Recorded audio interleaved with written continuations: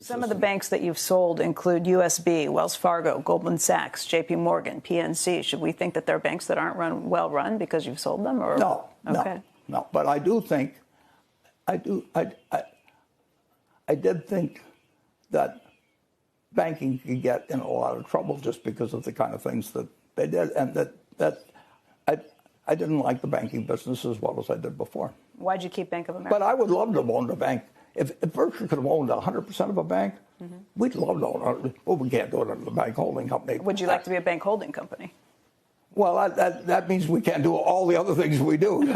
So we got taken out of that in 1970. We had just bought a bank in 1969, and we had to get rid of it in 10 years. And there's, I don't argue against regulation of banks, believe me.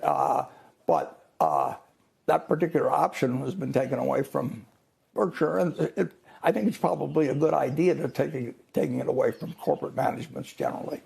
Why'd you keep Bank of America? Pardon me? Why did you keep Bank of America?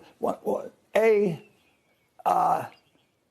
invited, I invited myself in many years earlier, and they made a very decent deal for us, and I like Brian Moynihan enormously, and I just don't want to sell it. But I did sell banks that we'd owned for 25 or 30 years, and if they asked me why I did it, I told them. But and I like the people. I just think the system isn't set up quite right in terms of connecting punishment to culprits on something that's important. It's incredibly important that your banking system run well in the country.